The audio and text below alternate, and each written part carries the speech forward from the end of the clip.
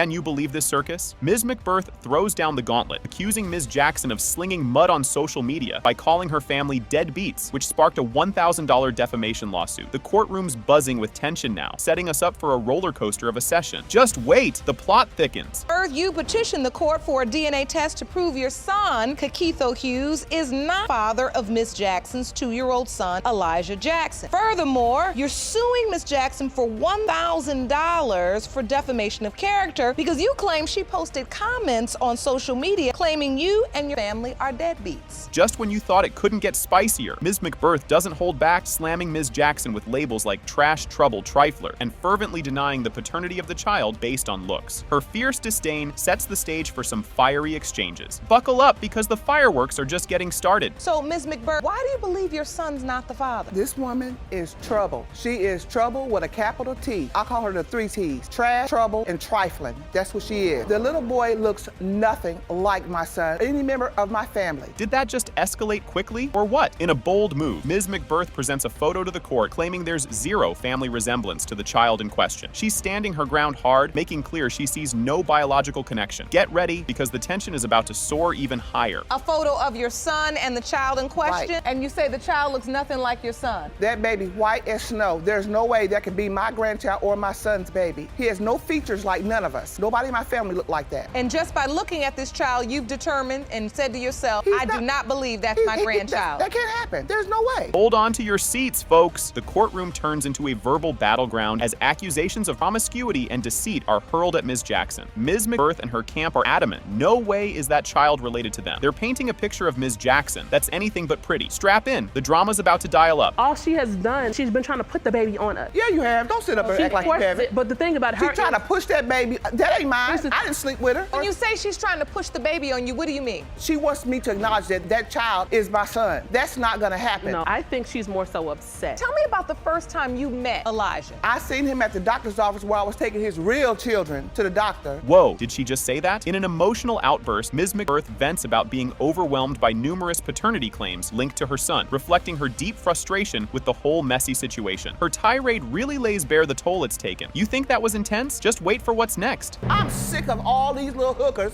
trying to say my son is the daddy. I get babies dropped off here, dropped off there. I'm sick of it. But And it stops today, because that baby is not mine. Because you just had a wild sex party that got shut down by the police station last. Yes, you There's did. some hoes in this That house. is not. Yes, it is. It is true. Because why is your neighbors complaining about the sex? Can you feel the heat in here? The court reviews a picture of Mr. Hughes kissing Elijah, sparking a heated debate about whether he could really be the father. Ms. McBirth is visibly shaken, almost disgusted by the implication. Keep your eyes peeled because the climax is just around the corner. When you look at this picture, It make me want. like your son is kissing the baby, it makes you want to It throw makes me wanna up. put this Why? online. For your son to be kissing an innocent child? Because it's not his. It doesn't matter, really. If he's showing the child, your brother is sleeping with her and not using protection, couldn't he possibly be Elijah's father? You know No, what? not in this case. Mama's babies, papa's maybe. Talk about a game changer. The moment of truth hits like a freight train as the DNA results confirm. In the case of McBirth, Terrell v. Jackson, pertaining to 2-year-old Elijah Jackson, and whether Mr. Hughes is the father, Mr. Hughes, you are Elijah's father. Can you even handle this twist? Miss Moore reveals to Judge Lake that she kept a lifelong secret from her son, leading to their estrangement 2 months prior. The court has conducted a paternity test to determine the truth, the results of which are pending. This secret concerns the paternity of her son, which she had concealed for nearly 3 decades. You won't believe what comes next. It's a real doozy. Your son has brought you to court today, but you've asked to have some time alone with me before he enters the courtroom, present his case against you. You haven't seen your son since a lifelong secret exposed just 2 months ago. The court has already issued a paternity test, and those results will be revealed today. What was the secret that you kept for almost 3 decades? This next revelation is straight out of a soap opera. Mr. Weeks discusses his growing suspicion that the man who raised him might not be his biological father. He recounts hearing rumors from other family members during his childhood and his mother's consistent denial when confronted. This confrontation highlights the emotional and familial complexities surrounding the issue of paternity. The drama doesn't stop here, folks. The next clip is even more riveting. It started around like I was 9 years old. I kept hearing rumors from outside family members. Maurice might not be my father, but I always get the same result. For a long time, I got the same result. up. Your Honor, he never asked me. I would have told him. I came to her and asked her. She always told me, Maurice is your father. Hold on to your seats. This is a big one. An emotional confrontation occurs when Mr. Weeks demands the truth from his mother about his paternity. Miss Moore shockingly admits her uncertainty about his father's identity. This admission sets the stage for a deeper exploration of family secrets and their impacts. You won't want to miss what happens next. It's a jaw-dropper. I came through the door, then I just came after. The claim, you can't lie to me no more. I can't hear that Maurice Weeks is your father. I had to know the truth. She came to me and said, I don't know who is your father. I did. Just like that. I did. This part is a real tearjerker. Miss Moore expresses her sacrifices and the emotional pain she endured keeping the secret about Mr. Weeks' paternity. She justifies her actions by stressing the stability and love provided by Maurice, the man who raised Erla. This moment underscores the difficult choices she made to maintain familial harmony. But wait, there's more heartache on the way. Keep watching. I will be there for your children through I wasn't going to change that. I wasn't going to jeopardize my other children just for one. And you kept that sacrificed and secret. heard it over there. Even though when Earl came to me and told me in the race, I heard it from my child. I never wanted my children to hurt. Get ready for another bombshell. As the discussion about potential paternity continues, Miss Moore admits to having relations with another man shortly before conceiving Erla, increasing her doubts about Maurice being the father. This revelation adds complexity to her earlier decisions and highlights the challenges she faced in maintaining the secret. The tension escalates as the implications of this information begin to sink in for everyone involved. Strap in, because the emotional roller coaster continues. Dating there may be another man involved. And how do you have this doubt? How these two men in a very short time frame, like maybe 24 to 48 hours. Then it became more doubtful, and I noticed the difference. So this has been a painful secret for you to just hold in my whole life. I had doubts, yes, because I noticed things with Earl that wasn't a part of my reach. This confession is about to shake things up. In a heartfelt statement, Miss Moore explains the pressure of societal and familial expectations that influenced her decision to keep Erla's paternity secret. She expresses deep regret and a desire to have been more open, emphasizing her protective love for her children. This moment reveals the emotional burden of her decision and her longing for familial acceptance and love. Just when you thought it couldn't get more emotional, the next revelation will rock you. I named Earl after my mother because I wanted her to love. If she thought I was a loosey in his children, then I would have loved Earl no matter what, and I would have did anything I could to protect him. Reese was there. He loved him. He took care. Earl to be in a rage right now. He needs to understand, and I wouldn't have hurted him for nothing. He was my special child. This is where things start to turn around. Judge Lake encourages the family to move forward, recognizing the presence of deep emotions and love among them. She highlights the generational differences in handling such family matters, acknowledging the cultural context in which Miss Moore made her decisions. The judge's remarks aim to foster understanding and healing among the family members. You won't believe the heartfelt moment that's coming up. Get those tissues ready. This court is about moving forward and how to do that. Attack against Miss Moore and your condemnation of her decision is based upon your love and watching the way but your family, and that's nasty. I didn't grow up in this era, but I remember the generation before me. If a young person got pregnant, they'd go off down south or somewhere for a year. I don't know if any of you remember that, and they just disappear. Brace yourselves for this earth-shattering news. The paternity test results are revealed.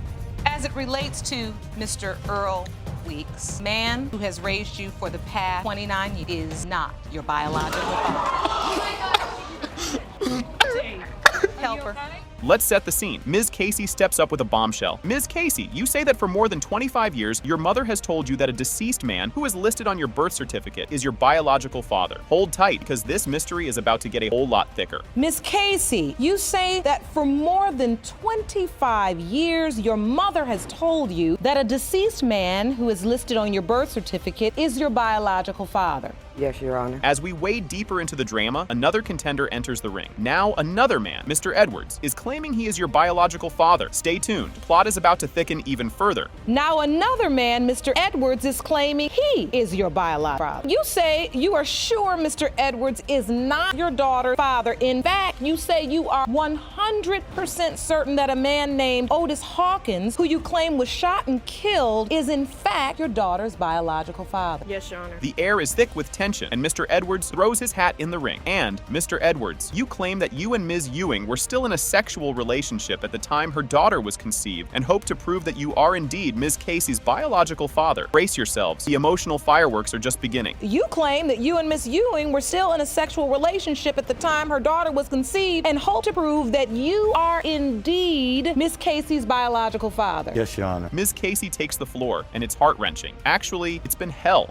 not knowing where I came from. Her story tugs at the heartstrings, paving the way for what's coming next. Actually, it been hell, not knowing where I came from. I built a bond with Otis Hawkins, who's on my birth certificate, even though he's not ever been in my life. I do not know what the man looks like. I don't have a picture of him. I don't have anything about him, but... Now it's Ms. Ewing's turn to spill the beans. Ms. Ewing, when you hear your daughter talk about how much it hurt to grow up, the room is thick with anticipation. What she says next might just flip the script. Ms. Ewing, when you hear your daughter talk about how much it hurt to grow up without her father, how do you feel? It hurts me to find out that's how she feels. If I would have knew that that's what she needed, I would have did my best to help her, but I did not know. Just when you thought it couldn't get more intense, Ms. Ewing drops a shocker. I called his cousin to see did she want to spend time with LaConda, and she informed me then that he had been shot in the head. The crowd is left stunned, but keep your eyes peeled, there's more drama ahead. I called his cousin to see did she want to spend time with LaConda. Informed me then that he had been shot by his brother and he was deceased. LaConda was 7 years old. I didn't want to tell her until she got older. I didn't know how to tell her, and I'm telling you exactly what I was told. Were you all in a committed relationship? Yes, ma'am, we was until he came back from overseas. Emotions run high as Mr. Edwards makes a heartfelt declaration. I was looking for them. His determination to mend broken bonds is moving. But hold on, the emotional roller coaster is about to hit another loop. I am so sorry. I felt like this. We lost one. Losing this one. I'm not losing you. Why are you so convinced that you're her father? I don't even understand how I can tell. It's like the hair stands up on my back. She looks so much like my family. She's got everything that my mom had. I got 6 other daughters. Ms. Casey isn't giving up. Her detective work is relentless. I got on a social network and I found Otis Hawkins, and he was in Natchez, Mississippi. Her pursuit of the truth is dogged, and just when you think you've seen it all, the next twist comes barreling down the track. Eventually, when I got over the age of 18, me and my husband sat down and we did a research. I got on a social network. He was in Natchez, Mississippi. They did not disclose if he was, but they have gave me 2 addresses and 3 phone numbers. Contacted the 3 numbers that I had for him. They was all disconnected. So at that point, me being frustrated. Just when you think you've got a handle on things, the judge throws a curveball, but he's alive. This bombshell revelation flips the entire case on its head, and guess what? The surprises aren't over yet. You've been told for over 25 years that Otis Hawkins, the man you believe to be your father, was dead, but he's alive. And we found him for you. Oh my Mr. Hawkins, God. Into the courtroom. Dear LaConda. You need to sit down. You okay? Mr. Hawkins shares his heartfelt story, adding layers to this emotional saga. I stayed in California because she was just born. His recollection adds depth to the narrative, and the next piece of the puzzle is about to be placed. It was pretty good at first. It just, after some years, when I was overseas when LaConda was born, when I got back, she was like about maybe 2 or 3 months. That was the only Christmas that I didn't go back to Mississippi to see my parents. I stayed in California because she was just born. Hold on to your seats because the paternity results are in. In the case of Casey versus Ewing, Edwards, Hawkins, pertaining to whether Mr. Edwards is the father of Ms. Casey. Mr. Edwards, you are not her father. You won't believe this twist. Judge Lake addresses Ms. Webster, who reveals shocking news that Myron Smith, who she thought was her father and even paid child support, might not be her biological father. This revelation sets the stage for the court's investigation, as Ms. Webster seeks to prove that Mr. Ware is indeed her father. Brace yourself, it gets wilder from here. You recently learned shocking news that Myron Smith, the man you believe to be your dad and who paid child support for you, may not be your biological father. Now you've dragged the defendant, Mr. Ware, to paternity court to prove that he is your father and claim today's results will prove your case. Yes, Your Honor. Hold on to your popcorn. It's getting juicy. Ms. Webster discusses the origins of her doubts about her paternity. She was told by relatives at the beauty salon that she wasn't really part of their family, which led her to question her mother and Mr. Smith, the man she thought was her father. Her doubts deepened when she discovered she and Mr. Smith do not share the same blood type. But guess what? It ramps up even more next. I worked in a beauty salon with some of his relatives. A relative say that that's not none of your father. I started questioning. I asked my mom, I talked to Mr. Smith, like, why are they a part of their family? When you questioned Mr. Smith, what did he say? You will always be my daughter. I believe in my heart that you are, and no matter what, you'll always be my daughter. Can you handle more drama? Because here it comes. Years later, seeking answers, Ms. Webster visits Mr. Ware at his church. She describes a moment of prayer where she felt a significant, possibly divine connection to Mr. Ware, who was unknowingly standing right behind her. This moment intensifies her belief that Mr. Ware might be her father. The suspense is building, And you won't believe what happens next. We went to visit him at his church. I knew who he was, but he didn't know who I was. I just been praying, that I find out who my father is. There's roadblocks and stumbles I've been going through. There's things and knowing who my father is one of them. And I came to the Lord. I went to the altar and I went up and I'm praying and I'm nervous, but I just felt this energy. And when they asked for the prayer warriors to come out. The plot thickens yet again. Mr. Smith testifies about the timeline of Ms. Webster's conception, suggesting he couldn't be the father based on his military deployment. Despite paying child support, he expresses doubt about his paternity, complicating the narrative and adding to Ms. Webster's uncertainty. And just when you thought you'd heard it all, there's more intrigue to come. As you know, we're here discussing the paternity as it relates to Ms. Webster. You've been paying child support. Yes, I have. But you don't believe you're her biological father. No, I don't. I can tell you why. Miss Webster was born September the 17th, which means that she had to be conceived either late December or January. I was in the United States Army, stationed in Fort Hood, Texas. She was born September the 17th. Last time I was home on leave was late November. Buckle up. The emotional roller coaster is not over yet. The climax of the episode occurs when the paternity test results are revealed. It has been determined by this court. Mr. Ware, you are not her father. The air thickens with tension as Ms. McBirth launches into her accusations. She claims Ms. Jackson defamed her on social media, calling her family deadbeats. This juicy bit adds a spicy layer to the already heated paternity dispute. You won't believe what comes next. You petitioned the court for a DNA test to prove your son, Keitho Hughes, is not the father of Miss Jack's 2-year-old son, Elijah Jackson. Suing Miss Jackson for $1,000 for defamation of character because you claim she posted comments on social media claiming you and your family are deadbeats. You say Ms. McBirth has been poisoning her son by convincing him he's not the biological father of your child. Just when you thought it couldn't get more heated, Ms. McBirth lets fly with some choice words for Ms. Jackson, dubbing her trash, trouble, and trifling. The gloves are off and the mudslinging has officially begun. But wait, there's more spice coming right up. This woman is trouble. She is trouble with a capital T. She, as a matter of fact, I call her the 3 T's. Trash, trouble, and trifling. That's what she is. The little boy looks nothing like my son or any member of my family at all.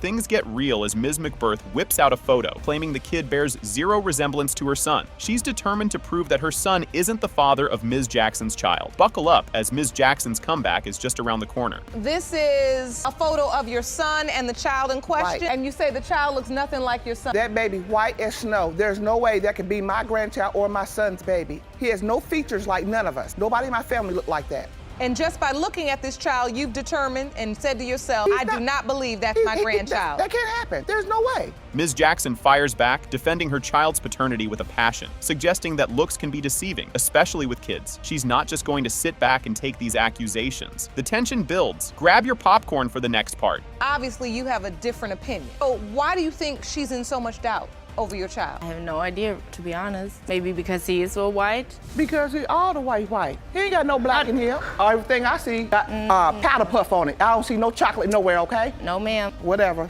The plot thickens as Ms. McBirth and her crew double down on their accusations, painting Ms. Jackson as a serial deceiver. The courtroom turns into a battlefield of words. The scene is set for more revelations. Was he the only person you were intimate with during that time? Yes, ma'am. She knows she lying. She lying. Has been in our life. She's never was a girlfriend. You are a vampire. You are just a fly-by-night. We didn't know anything about you. He's been in a relationship for 10 years. Mr. Hughes has. 10 years. 10 years. Baby. He's been by another woman. And those are my children. For 10 years. So all she basically was for him was a snack cake on the side of his meal. In a shocking plot twist, Ms. McBirth turns the heat on her own son, admitting he's no angel either. This surprising admission throws a curveball into the proceedings. The courtroom's about to turn up the heat even more. You just had a wild sex party that got shut down by the police station last night. Hello. Oh, ma'am. Yes, you did. Yes, you did. Hoes in this. Why is your neighbors complaining about the sex that goes on in your household? There was no going on. How No, you know read you're the drunk police and high? report. If you want You're very tough on Miss Jackson. Do you have anything to say about your son's behavior? Know exactly what type of person he is. He just as trifling as she is.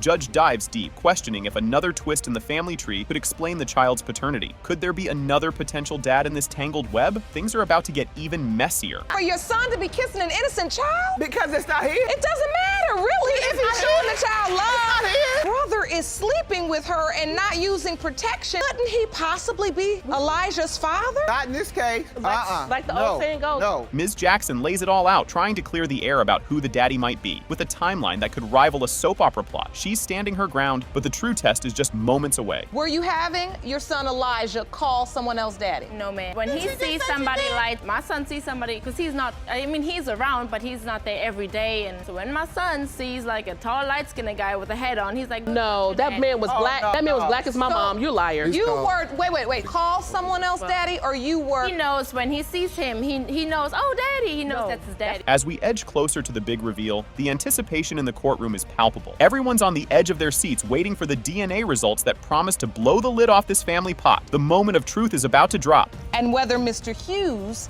is the father, Mr. Hughes, you are Elijah's father.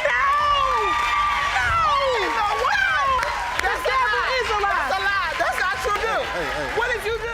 Strap in, because this is where the drama kicks off. The case opens with Mr. Dark painting Ms. Bailey as the villain of the piece, accusing her of promiscuity and deceit. He passionately denies being the father of her 11-month-old son, despite a past fling and the lingering shadows of a broken heart. He describes the devastating heartache that's led to today's courtroom showdown. But you'll want to stick around to see how Ms. Bailey flips the script. Mr. Dark, you say the defendant is a promiscuous liar who broke your heart 4 years ago out on your then relationship. You admit to having a one-night stand with her 2 years ago. Furious, Bailey is now claiming you fathered her 11-month-old son, which you say is impossible. Here's where the plot thickens. Ms. Bailey vehemently counters Mr. Dark's narrative, insisting he's unmistakably the father of her son Jimmy. She portrays him as a classic deadbeat dad, fully aware yet neglectful of his paternal duties. The emotional stakes skyrocket as both parties vehemently defend their versions of their rocky past. But wait, there's more. Mr. Dark's bombshell revelation is just around the corner. You say Mr. Dark is a deadbeat who knows full well is your son Jameer's father. You claim there is no way anyone but Mr. Dark could have fathered your son. Mr. Dark, why would you call Ms. Bailey a promiscuous liar? I've been knowing Miss Bailey for probably about 7 or 8 years, and she's had a history of things like this. You won't believe this twist. A pivotal moment unfolds when Mr. Dark shares a tale of betrayal, revealing that while he was away, Ms. Bailey's best friend spilled the beans about her infidelity. This juicy tidbit adds layers of distrust and betrayal to their saga, complicating the emotional landscape. Mr. Dark talks about his struggle to forgive, revealing the depth of his emotional wounds. Brace yourself, because the dispute about the dates is about to get dicey.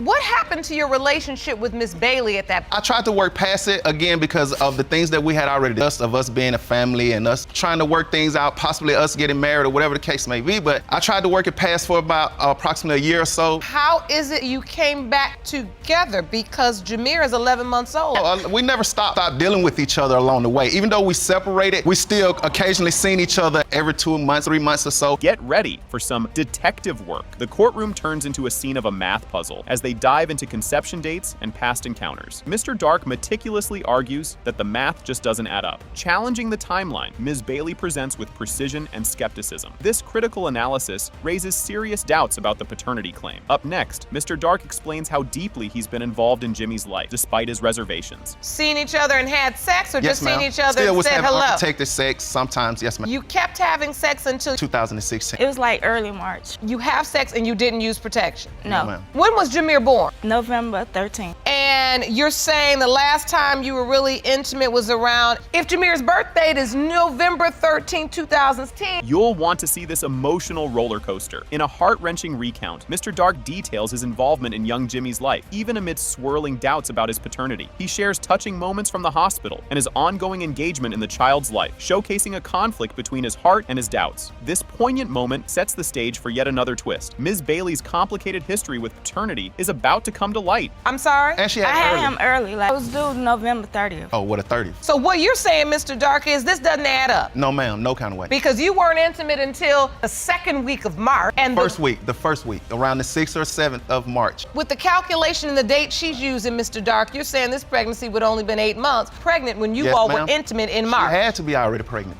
And so I guess I was just a crutch.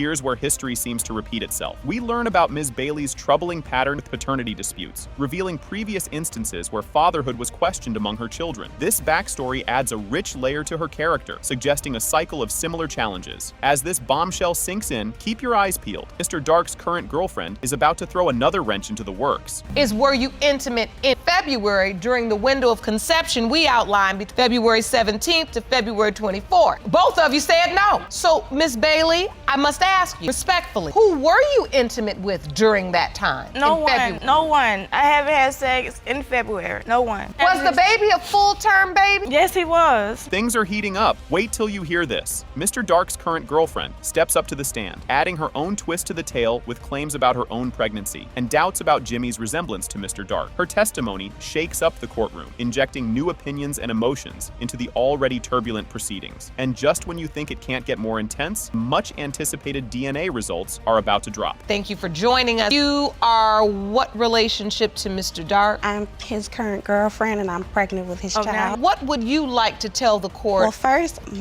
my personal opinion, I don't feel like the baby looks like him. So you do not feel like there is a physical resemblance. What else do you know about the paternity situation? Well, my due date is November 19th. My conception date is February 24th. The big reveal is here, and it's a game changer. As the DNA results are read aloud, it has been determined by this court. Mr. Dark, you are the father. Buckle up, here we go. Ms. Miller steps into the courtroom with a bombshell, asserting that her ex-fiancé, Scotty Rasmussen, who has been nothing short of a weekend warrior driving over hill and dale to see his daughter, isn't actually the father. Despite his unwavering dedication, she's been battling it out in court, repeatedly denied the DNA test that could end this saga. This opening salvo sets us up for what promises to be a roller coaster of legal drama. You'll want to stick around because the twists are just starting. Ms. Miller, you're here to prove to your ex-boyfriend, Scotty Rasmussen, that he is not the father of your 3-year-old daughter, Zaylee Rapp. You claim you've been in an ongoing court battle over custody and have petitioned the court several for DNA tests, all of which have been denied. Mr. Rasmussen, you claim the real reason Ms. Miller is denying your Zaylee father is because she hates you. Next up on this courtroom carousel, Mr. Rasmussen lays it all out, convinced that Ms. Miller's denials are fueled by sheer spite rather than fact. He talks about his epic treks, driving back and forth over 160 miles each time just to catch a glimpse of his daughter, spending more on gas than some people do on rent. His recounting paints a picture of a man not just fighting traffic, but battling for his role as a father. Hang on, as the plot thickens even further up ahead. She just doesn't want me to have visitation. I drive 150 miles every other weekend just to pick up my daughter and drop her off. That's about 10,000 miles. That's wear and tear on my car. She doesn't have a driver's license. She doesn't have any way to bring her to me. She doesn't have any way to meet me halfway. She hates me because at the end of the relationship, when things got rocky, I'll admit it, I did go to another woman. I'll be the first to admit that. It was my mistake. Is that true, Ms. Miller? No. And just when you thought it couldn't get more tangled, Ms. Miller throws a curveball that could rewrite the whole storyline. She explains with a timeline tighter than a drum that when little Zaylee was conceived, Mr. Rasmussen was probably gambling away in Vegas, not exactly playing the family man. This revelation introduces the shadowy figure of another man, throwing a wrench into what Mr. Rasmussen thought was a closed book. Watch as we dive deeper into this soap opera. When she was conceived, he wasn't even in the same state, Vegas. And at that time in March, I wasn't even with him. I was with somebody else because he broke up with me because he cheated on me. We've gotten the fact that you two have an on and off relationship that has infidelity woven through. Hold on to your popcorn, folks. Mr. Rasmussen passionately recounts his dedication from prenatal appointments to the delivery room, painting himself as Father of the Year. However, Ms. Miller counters with a less flattering picture, suggesting he was more interested in his laptop than labor pains, highlighting their clashing perspectives. Their shared history is as stormy as a soap opera, with accusations flying faster than a reality TV finale. What comes next? Well, it's about to get even juicier. I went up to my manager, my immediate supervisor, said, hey, I gotta go, my girlfriend's in labor. I went home, quickly changed my clothes, and I drove about 45 miles through a winded, wooded road in Wisconsin in December, mind you, so it was about a foot of snow on the ground. I made it to that hospital in less than 35 minutes, beat her to the hospital to the moment she was discharged. I called my boss at work and said, take some days off. I don't care if you fire me or whatever, but I gotta stay here. My daughter's being born. Gear up for more courtroom gymnastics. The discussion shifts gears to the nitty-gritty of child support. Despite the swirling doubts about his paternity, Mr. Rasmussen has been footing bills and fueling up for visits, showing his commitment commitment isn't just financial, but deeply personal. This segment lays bare the complexities of love, money, and paternity entangled in a legal tug-of-war. Stay tuned, the emotional climax is up next, and it's a doozy. Why was it that you were keeping this information so close to your hip 5-6 months after Zaylee was born? The more she grew up, the more I started noticing more of her features, the more she started looking like the other. She looks exactly like I did when I have a picture of me when I was 3 and a picture of her from just the other day. Let me see that. Will you hand that to me? And so this is a picture of Zaylee on the left and you as a child, Mr. Rasmussen, on the right. That is correct, Your Honor. Prepare for the emotional earthquake. The tension peaks as the DNA results are finally unveiled. It has been determined by this court. Mr. Rasmussen, you are not Bob. Miss Miller. I'm sorry. Miss Miller. I'm sorry. You just showed me where your priorities were right there. Because I held out hope that you weren't just acting a fool because you so mad at him that you would cheat your child out of a father. What you cheering? I'm a single mother with nobody that loves me or my child. What you cheering for? I'm not. No, you were. Can you believe we're kicking off with this? The episode opens with formal greetings and introductions in the courtroom. Jerome, the court officer, gets a shout out from Judge Lake, setting a formal yet welcoming tone. Ms. Garnett, alongside her mom, steps up as the plaintiff, aiming to prove Mr. Langston is her biological father, a fact she's sure of despite his doubts. Just when you think it's a typical courtroom scene, the plot thickens. Hello, Your Honor. Hello. This is a case of Garnett versus Lang. Thank you, Jerome. Good day, everyone. Ms. Garnett, you and your mother, Ms. Miller, have opened your case to defendant that he is your biological father because you consider him a daddy and a best friend, state his doubt is unwarranted, and demand an apology once the results are revealed. What a curveball right at the start. Mr. Langston throws in his own twist by doubting he's Ms. Garnett's dad and is adamant he deserves an apology after the results are in, adding a serious layer of tension. This whole drama traces back to a bombshell text message, igniting a wildfire of family secrets and drama. Fasten your seatbelts. The evidence up next is juicy. You claim you have always known you weren't Ms. Garnett's biological and feel after the results are revealed, you are the one who deserves an apology. Now, how did this all start? It started with a text message about a couple months ago. That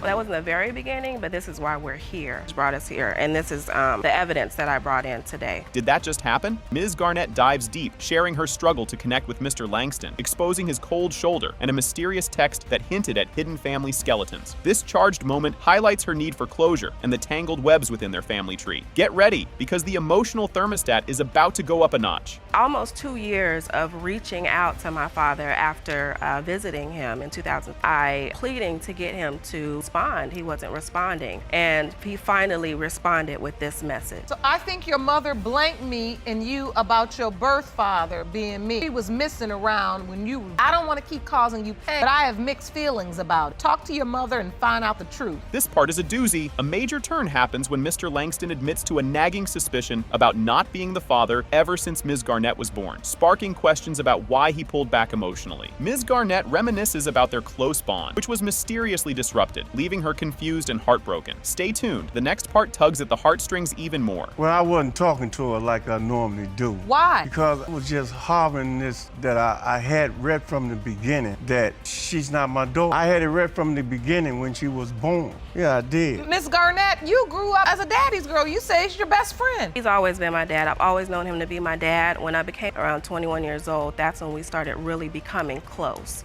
This segment really turns up the heat. As the court digs deeper, Mr. Langston recalls incidents that fueled his doubt, including a suspicious scenario involving Ms. Garnett. This exploration into their family dynamics, misunderstandings, and the shadows of mistrust reveals layers you wouldn't believe. And just when you think it can't get more intense, the upcoming climax will knock your socks off. When the baby was born, Miss Garnett, did Mr. Langston participate in the birth? Not at all. He didn't have, he was just not that type of person. I didn't even expect him. Did he sign the birth certificate? No. I paid child support, $1,700, $1,000. So how come you didn't take that $1,500,000 and pay for a DNA test when before I turned 36? You'll need to sit down for this one. The DNA test results come in, and boom, Mr. Langston is not the biological father. This bombshell sends shockwaves through the courtroom, leading to an outpouring of emotion from Ms. Garnett. Her reaction cuts deep, spotlighting her shattered sense of identity and the high stakes involved. The aftermath? It's even more heartrending. In the case of Garnett versus Langston, 36-year-old Shauna Garnett. Mr. Langston, you are not the father. Are not the father? He is not her biological father. In a shocking twist right at the start, Mr. Hines spills the beans that just 2 weeks ago, he was floored by the revelation that Mr. Hines, the defendant, claims not to be his biological father. Despite this bombshell, Mr. Hines isn't taking it lying down. He's petitioned the court for a DNA test to prove that Mr. Hines really is his dad. Brace yourself, it's about to get even juicier. Mr. Hines, just 2 weeks ago, you were shocked when the defendant revealed to you that he is not your biological father. You've petitioned the court for a DNA test to prove that he is, in fact, your father. Just when you thought it couldn't get any messier, Mr. Hyde steps up and admits he's over $20,000 in the hole for child support, but he's sticking to his guns, insisting he's always known the truth, that he isn't the plaintiff's biological father. He's betting all his chips on the DNA results, proving him right. Next up, the plot thickens even more. You say you are currently behind more than $20,000 in child support, but claim to have evidence to prove you've always known the truth, that you are not plaintiff's biological father. Hold on to your popcorn, folks. Mr. Hines takes us back to a jaw-dropping conversation from 2 weeks ago, where out of the blue, his girlfriend drops a bomb about what his aunt supposedly said, throwing a wrench into what he thought he knew about his family tree. This revelation sets him on a path to seek out the truth with a DNA test. The saga continues, and it's more tangled than your earphones after a jog. As of 2 weeks ago, out of nowhere, he pops out, not even him. His girlfriend pops out and say, "Hey, won't you tell him about what his aunt said?" I look around, what did my aunt say? "Oh, she said you might not be mine." You're 36 years Yes, old, ma'am. and 2 weeks ago. And I'm looking like, huh? Like, so I kind of just blew it off, like, okay, because the conversation or whatever, I didn't think too much of it. It wasn't like, oh, well, this, and this. And the temperature keeps rising. Amidst an emotionally charged courtroom, Mr. Hines passionately labels Mr. Hydes as the true definition of a deadbeat dad, recounting how he walked out on his family way back in 1989 and never looked back. As the accusations fly, you'll want to stick around because what comes next is a doozy. And this man is the true definition of a deadbeat dad. The true definition. This man left his whole family in 1989. Ain't looked back. She put me out. She put him out, the government put him out, the dog put him out, somebody put him out, and he never looked back from 1989. I reached out to him. A lot of people was against me, like, oh, you going to be with this man, whatever, and he left us. No. Things are really heating up now. In an intense face-off, Mr. Hydes and Mr. Hines go head-to-head over the nitty-gritty of financial woes and child support backlogs. Mr. Hydes reveals his struggle with Social Security deductions, while Mr. Hines accuses him of trying to dodge his fiscal responsibilities through the court case. The stakes are high, and the next moment is a real cliffhanger. Now come to find out, child support also coming back to him. Is this about money? Is it No, about it's not the about money? no money. Because you are behind. Yeah, they take it out of my Social Security check. They take the money out of your Social security. What is that check. you're handing me? Will you hand me that evidence, please? They take it out of my Social Security. So I barely got enough. He say that now, but this man was claiming us on his income tax at the time while he was working. Switching gears, Mrs. Hines steps into the spotlight to shed light on the roller coaster ride that's been their marriage, complete with accusations and denials of infidelity. She vehemently refutes Mr. Hydes' claims and suggests he's twisting facts to suit his agenda. Buckle up, her testimony is just setting the stage for a bombshell revelation. I ain't seen him in 29 years. All of a sudden, I want a divorce. He tells my son, tell your mom I want a divorce. No. Money. Divorce for money? What money does he have? Okay, I'm gonna tell you I don't about have that. no money. He just turned 62, May 4th of this year. In order for me to get any part of that, I would have be 62. He thought I could get part of his Social Security. A wife is entitled to part of the husband's Social Security. He knows it. Here it comes, the moment we've all been waiting for. The judge finally delivers the DNA test results, and guess what? It has been determined by this court. Mr. Hines, you are the father. Dang, you didn't cheat on me.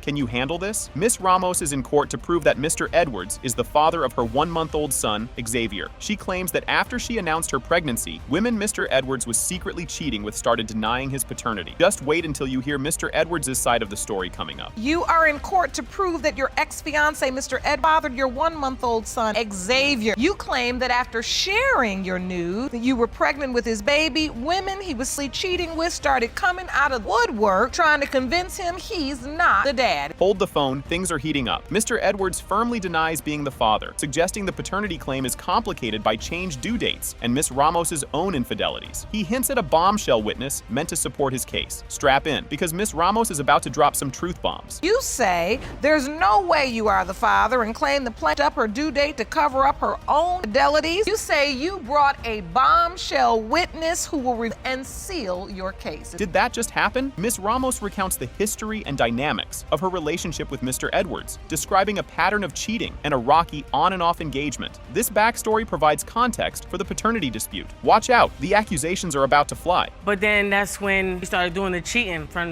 the whole time. You know, I did have sex with an ex of mine, but that was after the fact. Me and him wasn't even actually in a relationship. Wait a minute. In the beginning, like... You all are in a relationship. It was really not that serious in the beginning. It was just like talking to, you know, and I didn't know it was gonna go on to this point. So how serious was it when Xavier was conceived? Oh, that's when it really got serious. So you all were in a serious relationship? Yep. You won't believe this. Mr. Edwards accuses Miss Ramos of sleeping with his relative, though she clarifies it's not a blood relative, but through marriage, leading to a debate about the nature of family and betrayal. Buckle up, because Miss Ramos is about to reveal even more eyebrow-raising details. You now are informed that she had sex with one of her exes. And this is what leads you to doubt? And other confessions. And so at what point do you find out she cheated? At the beginning, when she was at least like, that's when she had slept with a relative of mine. I disagree. It's not even a blood relative, first of all. It was all through marriage. This is a doozy. A dramatic turn occurs as Miss Ramos admits to catching diseases from an ex-partner while Mr. Edwards was away, revealing the depth of their relationship troubles and mutual mistrust. Hold on, because the emotional roller coaster is just getting started. The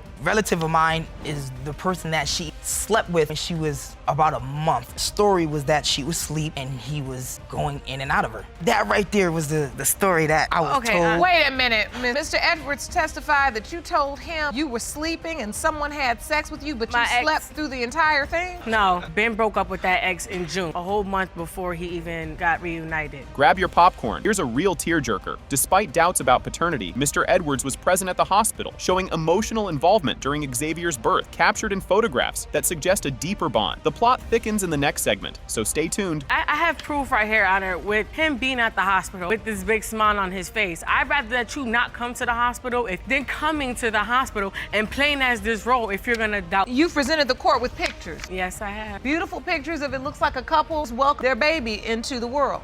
Exactly. You might want to sit down for this one. The judge emphasizes the legal and emotional stakes, noting that if Mr. Edwards is indeed the father, he will have rights and responsibilities, regardless of the relationship status. Up next, Miss Ramos throws a curveball that will leave you stunned. You've shown up at the hospital for the birth of this baby, taken the father photos. Just go down the line. You've checked every box, applies to father. But after all of this, you say you're not the biological father. There was just the doubts. It was just the cheating. Guess what happens next? Amidst the court drama, Miss Ramos reveals she is engaged to someone else and plans to marry soon, adding layers to the already complex personal dynamics. The moment of truth is just around the corner, and it's a biggie. You know, I'm engaged and get ready to get married next month. He's irrelevant to the case. Because I don't let you overtalk everybody, but you're not gonna overtalk me. 27 days ago, you had him up in a hospital with his arms on your brand new baby. 27 days ago, you had him in a hospital saying father of your child. I didn't tell him to come. So it does not matter. The point is you allowed it. Brought the pictures for proof. Right. To say that what he is contending is not true. Right. Ready for the big reveal? The climax of the episode comes as the DNA test results are announced. It has been determined by this court. Mr. Edwards, you are the father. Thank you. To our son.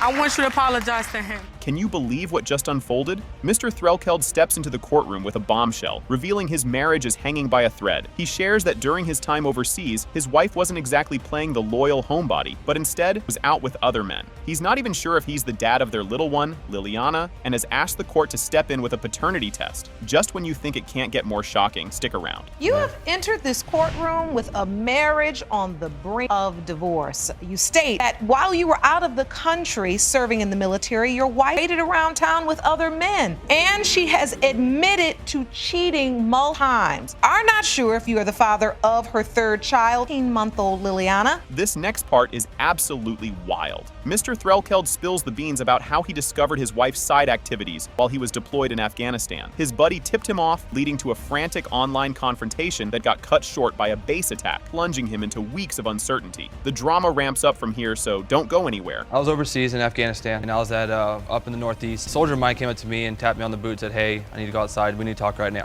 Earlier on in the day, him got into some words, so I thought we were gonna, settle it. Well, it turns out his wife and my wife were friends. She had found out that she was actually stripping as we spoke. I found out about it. I thought, it was all just a hoax. So I went, calmly to the got on Facebook and asked her, "Hey, is it true you're doing what I told you I didn't want you doing at all?" You won't see this twist coming. During the court session, Ms. Threlkeld confesses to her escapades while Mr. Threlkeld was away. She attempts to justify her actions by claiming they had essentially called it quits. Mr. Threlkeld, however, isn't having any of it and highlights the strain and emotional turmoil her actions have caused. And just when you think you've heard it all, there's more to come. Because you all had an argument about you stripping and you hung up. We hung up and we said it was done because I wanted to do what I want to do. Ma'am. Let me explain. Okay, now we're getting to the truth. Okay. You wanted to do what you wanted to do.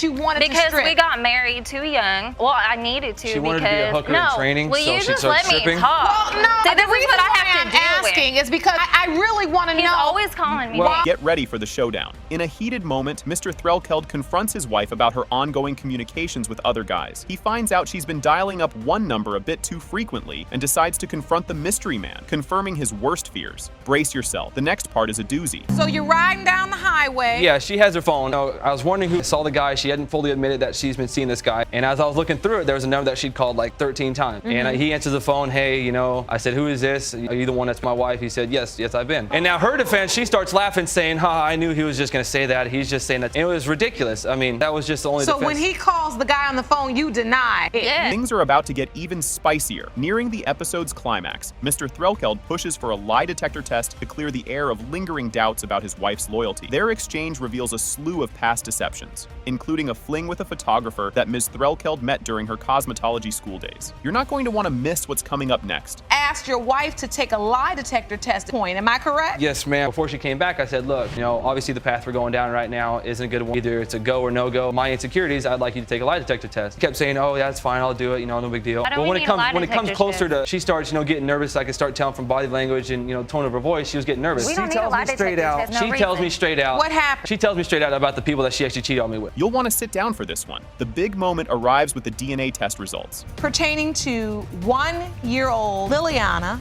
Mr. Threlkeld, you are Liliana's father. Buckle up, folks. The case Martinez versus Hernandez kicks off with Judge Lake at the helm. Ms. Martinez spills the beans, claiming the defendant has flat out denied being the dad to their 2 kiddos, which has thrown her family into chaos. She's hoping a DNA test will not only reveal the truth, but also patch things up with her beau. Keep your eyes peeled because it's just heating up. Ms. Martinez, you say your family is torn apart since the defendant has denied both of your children, 4-year-old Richard II and 3-year-old Renee. You have petitioned the court for a DNA test to prove the truth, that the results will save your relationship. You're not ready for this curveball. Mr. Hernandez drops a truth bomb about his trust issues with Ms. Martinez and his hesitation to play dad without solid proof. He's also drowning in a sea of child support debt, over $6 grand deep, doubting he's even the father. Fasten your seatbelts. There's a storm brewing just ahead. You say you were suckered into claiming the plaintiff's 2 children and can't trust anything she's said. You're currently behind more than $6,000 in child support used to care for either child until proven that you are their biological father. Grab your popcorn. This is a doozy. Ms. Martinez details how the paternity mess is messing with her little ones, highlighting their nightly tears and confusion. Mr. Hernandez isn't buying it, standing his ground that he's been there from the start, despite his paternity doubts. But hold on to your popcorn. The courtroom is about to turn into a circus. My kids suffer. I mean, every night when I put them to bed, they cry, ask. He doesn't call to check on them, to even get them on the phone, talk to them. Can I see how they're doing? That's a lie, Your Honor. I try as much as I can, but it's hard to do that when I don't know if they're mine for sure. But what I don't get is if he's denying them. Look around, you know, he keeps coming back. He's trying to be in their life. It's a problem he should have tried to figure out things a long time ago. Can this get any spicier? Oh, yes, it can. Ms. Martinez let slip a bombshell about a one-off fling with Mr. Hernandez's buddy, sending shockwaves through the courtroom. This juicy tidbit could flip the entire case on its head. Don't blink now, because the aftermath is a spectacle you can't miss. One incident he's talking about, Your Honor, it was a one-time thing. Me and his friend had messed around. See?